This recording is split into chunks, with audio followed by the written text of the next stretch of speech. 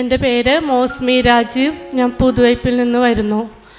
എൻ്റെ ആദ്യ പ്രസവത്തിനാണ് എനിക്ക് ഹൃദയത്തിലൊരു ദ്വാരമുണ്ടെന്ന് അറിയുന്നത്. അത് വളരെയേറെ ഞാൻ വിഷമിച്ചിരുന്നു. പിന്നെ അതുകൂടാതെ എനിക്ക് ഇടതുവശത്ത് ഭയങ്കര വേദനയും അനുഭവപ്പെട്ടിരുന്നു.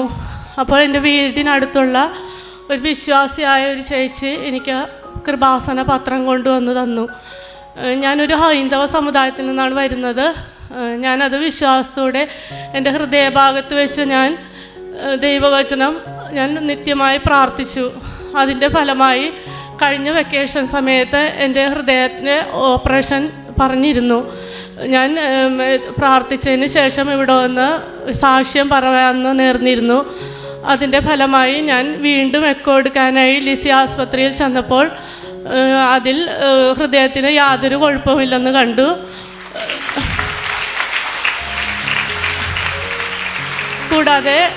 അതുകൂടാതെ എൻ്റെ യൂട്രസിലും ഓവറിയിലും ഫൈബ്രോയിഡും ഉണ്ടായിരുന്നു, മുഴകളും ഉണ്ടായിരുന്നു, സിസ്റ്റം ഉണ്ടായിരുന്നു. അത് ഒരെണ്ണം ഇത്തിരി വലുതായിരുന്നു. അത് ഓപ്പറേഷൻ ചെയ്യണമെന്ന് പറഞ്ഞ് കീ ഹോൾ ചെയ്യണമെന്ന് പറഞ്ഞിരുന്നു.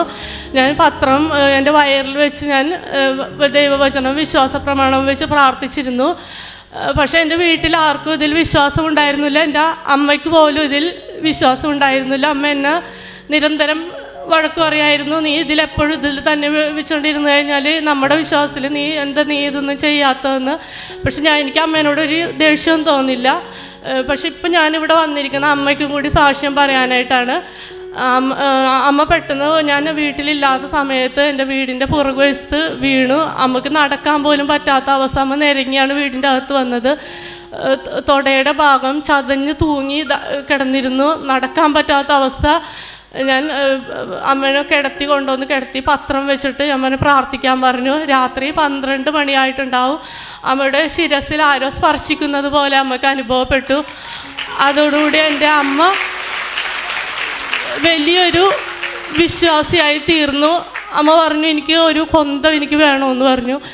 ഞാൻ പറഞ്ഞു ഞാൻ വാങ്ങാമെന്ന് പറഞ്ഞു. വാങ്ങി ഞാൻ വല്ലാർപാടം പള്ളി ഞാൻ കൊന്തയ്ക്കായി പോയ സമയത്ത് വീട്ടിൽ ആരും ഇല്ലായിരുന്ന സമയത്ത് എൻ്റെ അമ്മ കുളിക്കണ സമയമായിരുന്നു. അപ്പോൾ ആരോ വന്ന് അമ്മയോട് മകളെ ഒന്ന് വിളിച്ചു. അപ്പോൾ അമ്മ പറഞ്ഞു മകൾ പുറത്തോട്ട് പോയിരിക്കുകയാണ്, ഇവിടെ വീട്ടിൽ ആരും ഇല്ലെന്ന് പറഞ്ഞു.